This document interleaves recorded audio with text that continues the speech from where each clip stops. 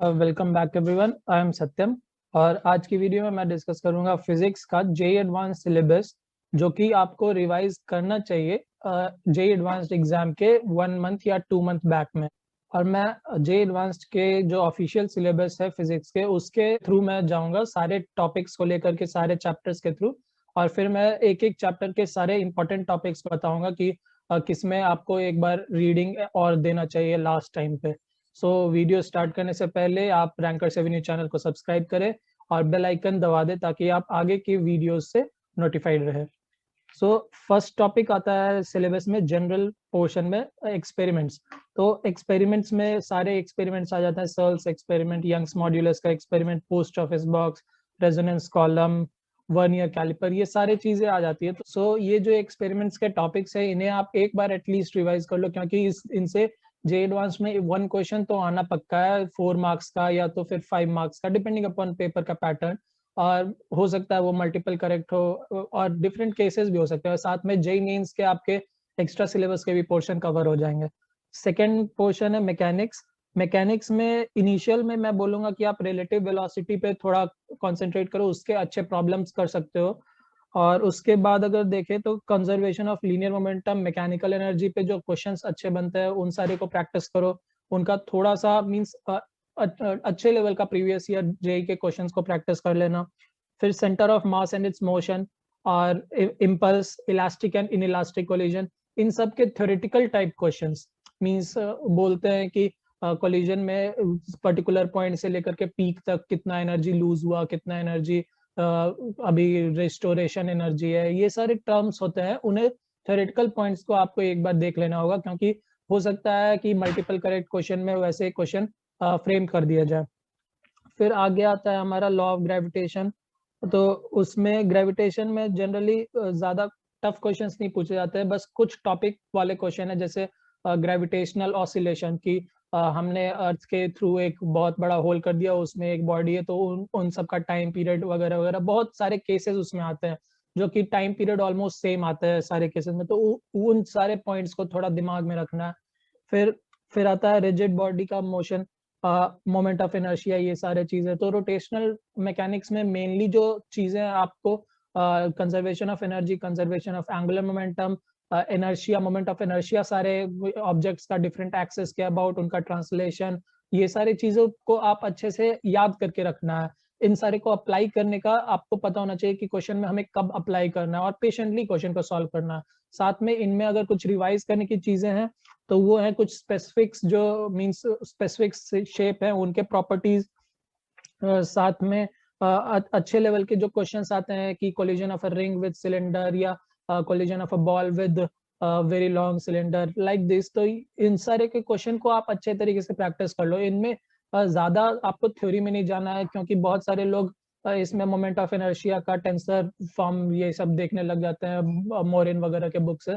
तो आपको उतने थ्योरी में इन डिटेल नहीं जाना है। आपको बहुत tough question moment of inertia का नहीं निकालने के लिए आएगा, बट आपको जो ध्यान में रखना है वो है कि आप क्वेश्चन को किस तरीके से सॉल्व कर रहे हो, आप पेशेंस के साथ सॉल्व कर रहे हो, सारे कंजर्वेशन लॉज है उन्हें अप्लाई कर रहे हो कि नहीं।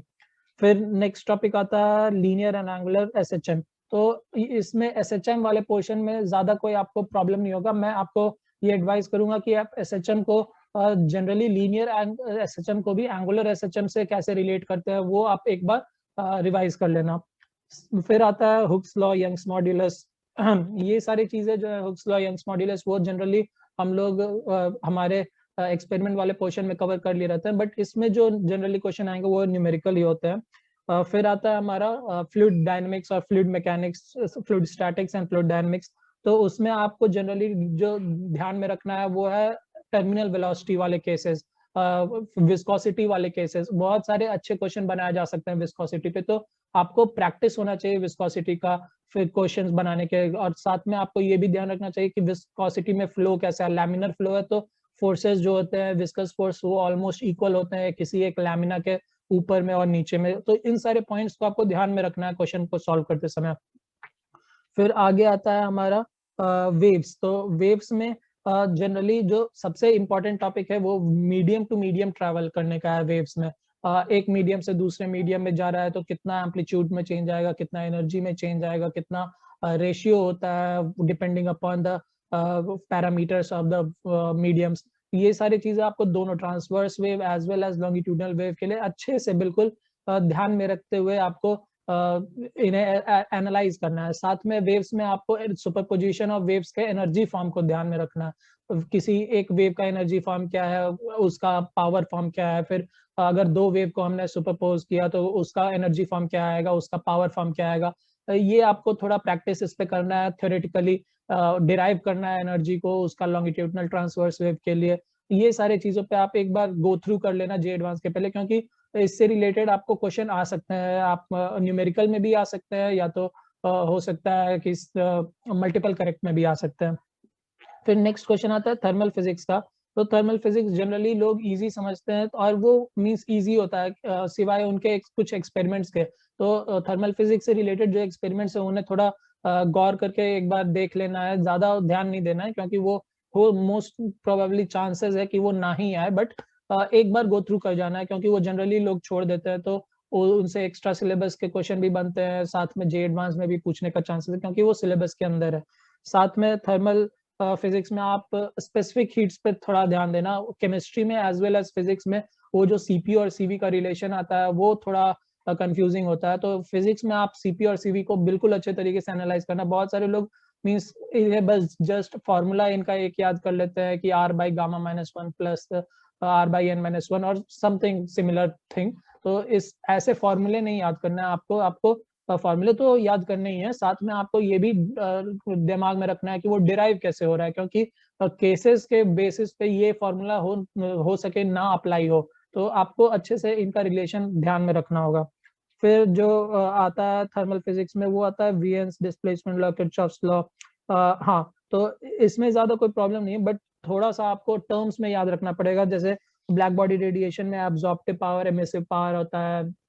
तो इन सारे के टर्म्स को एक बार एचसीवी के थ्रू देख लेना है आपको। फिर आता है electricity and magnetism. Electricity and magnetism mostly scoring subject होता है, तो आप ट्राई करो कि इसके न्यूमेरिकल पे ज्यादा फोकस करो rather than going through the theory more times.